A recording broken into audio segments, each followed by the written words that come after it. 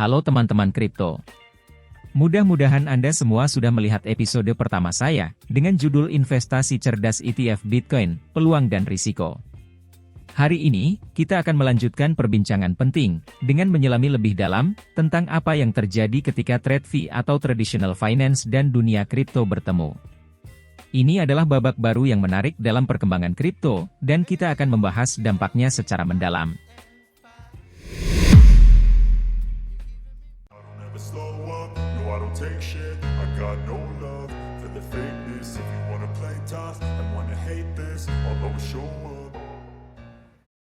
Ketika TradFi bertemu Bitcoin. Saat kita membicarakan masa depan ETF Bitcoin, kita harus mempertimbangkan apa yang terjadi ketika TradFi atau Traditional Finance dan keuangan terdesentralisasi bersatu. Ini adalah peristiwa penting yang bisa memiliki dampak besar pada ekosistem kripto. Perlu diingat bahwa ketika TradFi dan kripto bersatu, SEC pada akhirnya mungkin akan menyetujui ETF Bitcoin Spot. Ini bisa menjadi berita baik bagi adopsi mainstream, karena akan memberikan akses yang lebih mudah ke Bitcoin bagi investor tradisional. Namun, ini juga memunculkan pertanyaan etis. Apakah dengan berjuang untuk persetujuan dari lembaga pusat seperti SEC, kita melupakan nilai-nilai dasar kripto yang mendorong perubahan dalam dunia keuangan? Apakah kita mengorbankan desentralisasi, keamanan, dan keterbukaan demi adopsi mainstream? Ketika TradFi bertemu Bitcoin, penting bagi komunitas kripto untuk tetap berkomitmen pada nilai-nilai yang membuat teknologi ini istimewa. Desentralisasi adalah salah satu pilar utama yang harus dijaga, karena inilah yang membedakan Bitcoin dari sistem keuangan tradisional. Selain itu, ketika TradFi memasuki dunia kripto, penting untuk terus mendidik dan membantu pendatang baru untuk memahami teknologi ini. Edukasi adalah kunci untuk memastikan bahwa orang-orang memahami risiko dan potensi dari investasi kripto. Jadi, saat kita melihat masa depan di mana TradFi dan Bitcoin berinteraksi, kita harus bergerak maju dengan hati-hati. Memahami bahwa persetujuan SEC itu akan dapat membawa manfaat, tetapi juga harus mempertimbangkan implikasi yang lebih luas untuk dunia kripto. Dalam kesimpulan, kita memasuki fase yang menarik, di mana TradFi bertemu Bitcoin. Ini bisa menjadi peluang besar, tetapi juga memerlukan pertimbangan yang matang, tentang bagaimana kita mempertahankan nilai-nilai yang penting bagi ekosistem kripto. Klaim tersembunyi dari BlackRock. Mari kita perinci contoh klaim tersembunyi dari BlackRock yang berusaha memiliki ETF Bitcoin. Di dalam pengumumannya, mungkin terdapat klause yang menimbulkan ketidakpastian terkait protokol Bitcoin yang sudah mapan. 1. Klausul tentang hard fork. Dalam pengumumannya, mungkin ada klausul yang menyatakan bahwa pihak sponsor akan menggunakan kebijaksanaannya untuk menentukan jaringan mana yang dianggap sebagai jaringan yang sesuai untuk tujuan kepercayaan atau trust. Keputusan ini bisa berdampak negatif pada nilai saham ETF Bitcoin. Penting untuk dicatat bahwa tidak ada jaminan kalau sponsor akan memilih aset digital yang pada akhirnya menjadi hasil dari hard fork yang memiliki nilai tertinggi. Selain itu, sponsor mungkin memiliki pandangan yang berbeda dengan pemegang saham, kustodian Bitcoin, penyedia layanan lainnya, administrator indeks, bursa mata uang kripto, atau pelaku pasar lainnya, tentang definisi umum dari Bitcoin. Karena ini juga bisa berpotensi akan merugikan nilai saham ETF. 2. Ambiguitas seputar mekanisme konsensus. Klausul ini pada dasarnya menciptakan ambiguitas seputar mekanisme konsensus untuk protokol Bitcoin yang sudah mapan dan teruji. Ini menimbulkan pertanyaan tentang bagaimana BlackRock akan menentukan jaringan yang sesuai, dan potensi dampak negatifnya pada nilai saham ETF Bitcoin. 3. Risiko rehypothecation. Selain itu, penting untuk menyadari bahwa BlackRock kemungkinan akan mengumpulkan pasokan Bitcoin dalam jumlah besar. Hal ini membawa risiko rehypothecation, yang berarti pemegang saham hanya memiliki klaim tertulis atas Bitcoin yang telah dipinjamkan, bukan kepemilikan langsung atas aset itu sendiri. 4. Pentingnya memahami detail kontrak. Semua ini menunjukkan betapa pentingnya bagi investor untuk memahami detail kontrak ETF Bitcoin sebelum berinvestasi. Klausul semacam ini dapat memiliki dampak signifikan pada nilai aset dalam jangka panjang, dan perlu dipahami sepenuhnya oleh investor. Dalam dunia kripto, tidak semua yang terlihat di permukaan mengungkapkan potensi risiko dan implikasi yang lebih dalam. Klaim tersembunyi seperti klausul dalam pengumuman BlackRock adalah contoh yang baik tentang mengapa pemahaman yang mendalam tentang kontrak dan mekanisme di balik aset kripto sangat penting. Rehypothecation dan risiko bagi pemegang saham. Selain risiko-risiko yang terkait dengan ETF Bitcoin, ada satu aspek yang perlu diperhatikan, yaitu rehypothecation.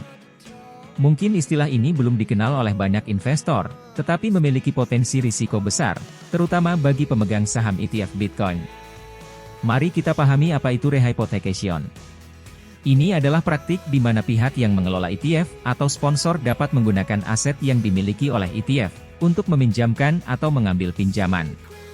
Dalam konteks ETF Bitcoin, ini berarti Bitcoin yang dimiliki oleh ETF dapat digunakan sebagai jaminan atau diperdagangkan di pasar lain. Apa dampaknya bagi pemegang saham? Risiko utamanya adalah bahwa pemegang saham hanya memiliki klaim tertulis atas Bitcoin yang dipinjamkan, bukan kepemilikan langsung atas aset itu sendiri. Ini berarti jika terjadi masalah atau kebangkrutan oleh pihak yang meminjamkan Bitcoin, pemegang saham ETF mungkin akan mendapat klaim atas Bitcoin tersebut. Bagaimana kalau tidak memiliki kendali langsung atas aset? Ini berarti pemegang saham tidak memiliki kendali langsung atas aset kripto yang mendasari ETF Bitcoin. Mereka hanya memiliki eksposur kepada pergerakan harga Bitcoin, tetapi tidak memiliki kepemilikan langsung atas Bitcoin tersebut. Mengapa pemahaman sangat penting? Ini menyoroti pentingnya pemahaman yang mendalam tentang bagaimana ETF Bitcoin dioperasikan dan bagaimana rehypothecation dapat memengaruhi investasi Anda. Investor harus menyadari risiko ini dan mempertimbangkannya dalam pengambilan keputusan investasi. Kesimpulannya, rehypothecation adalah aspek yang mungkin terabaikan oleh banyak investor saat berinvestasi dalam ETF Bitcoin. Penting untuk selalu memahami bagaimana aset Anda diatur dan risiko apa yang mungkin Anda hadapi sebagai pemegang saham. Mengapa kita harus berhati-hati? Jadi, mengapa seharusnya kita berhati-hati ketika berbicara tentang ETF Bitcoin? Meskipun mungkin tampak sebagai jalan cepat menuju adopsi, ada beberapa alasan penting yang harus dipertimbangkan. 1. Pentingnya pertimbangan nilai-nilai dasar. Pertama-tama, kita harus selalu mempertimbangkan apakah kita harus meminta persetujuan dari lembaga pusat seperti SEC untuk produk investasi kripto. Sebagai komunitas yang telah berjuang untuk nilai-nilai dasar seperti desentralisasi, transparansi, dan konsensus, kita harus hati-hati agar tidak mengorbankan nilai-nilai ini demi adopsi mainstream. 2. Potensi pengorbanan keamanan. Ketika kita memohon persetujuan dari lembaga pusat, ada potensi pengorbanan keamanan. Kami mungkin mengorbankan kontrol dan keamanan atas aset kripto kami, demi kesenangan investor institusional. Hal ini dapat berisiko karena kita kehilangan kontrol langsung atas aset kita. 3. Bukan selalu jalan tercepat.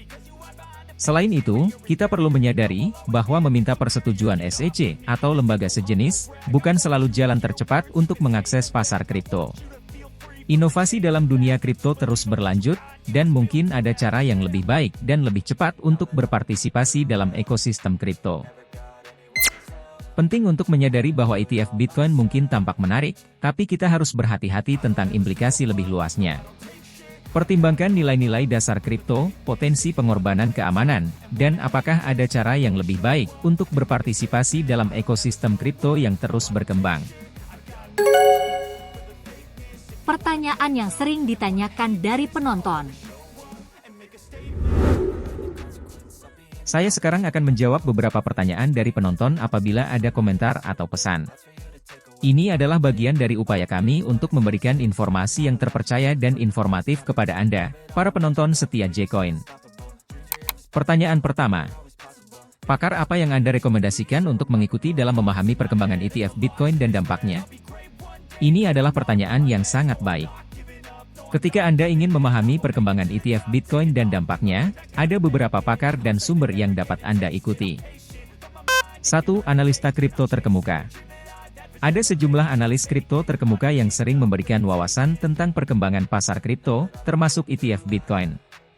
Beberapa nama yang terkenal dalam dunia ini adalah Anthony Pompliano atau Pom, Willy Woo, dan Andreas M. Antonopoulos. Mengikuti akun Twitter mereka atau mendengarkan podcast mereka, dapat memberikan wawasan yang berharga. 2. Laporan dan analisis. Banyak lembaga riset terkemuka seperti CoinDesk, Cointelegraph, dan Messari, menyediakan laporan dan analisis reguler tentang berbagai aspek pasar kripto, termasuk ETF Bitcoin. Melakukan penelitian di situs-situs ini dapat membantu Anda mendapatkan pemahaman yang lebih baik. 3. Forum dan komunitas kripto. Bergabunglah dengan komunitas kripto di platform seperti Reddit, Telegram, dan Discord. Ini adalah cara lain untuk mendapatkan wawasan dari berbagai pengguna dan ahli di lapangan. 4. Webinar dan konferensi. Selain itu, menghadiri webinar dan konferensi yang diselenggarakan oleh pakar kripto, dapat memberikan pemahaman mendalam tentang perkembangan terbaru, termasuk topik ETF Bitcoin. 5. Buku dan literatur kripto. Ada sejumlah buku dan literatur kripto yang membahas aspek-aspek investasi, termasuk produk seperti ETF Bitcoin. Membaca buku-buku ini dapat memberikan pemahaman yang lebih mendalam. Pertanyaan selanjutnya. Apakah ada risiko yang lebih besar dalam berinvestasi dalam ETF Bitcoin daripada memiliki Bitcoin secara langsung? Ini adalah pertanyaan yang sering diajukan, dan jawabannya bergantung pada preferensi dan tujuan investasi Anda. Berikut adalah beberapa risiko yang perlu dipertimbangkan. 1. Kontrol dan kepemilikan. Dengan memiliki Bitcoin secara langsung, Anda memiliki kendali langsung atas aset tersebut. Tidak ada risiko rehypothecation atau keterlibatan pihak ketiga. Namun, Anda juga harus bertanggung jawab atas keamanan penyimpanan Bitcoin Anda sendiri. 2. Liquidity. ETF Bitcoin dapat lebih liquid daripada memiliki Bitcoin langsung. Anda dapat dengan mudah membeli dan menjual saham ETF di bursa saham. Dalam beberapa situasi, ini dapat memberikan fleksibilitas yang lebih besar. 3. Biaya.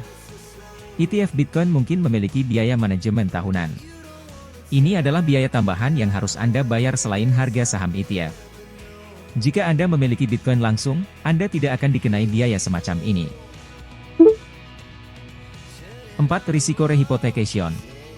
Sebagaimana dijelaskan sebelumnya, ETF Bitcoin dapat melibatkan risiko rehypothecation, di mana Bitcoin yang dimiliki oleh ETF digunakan untuk pinjaman atau jaminan lainnya.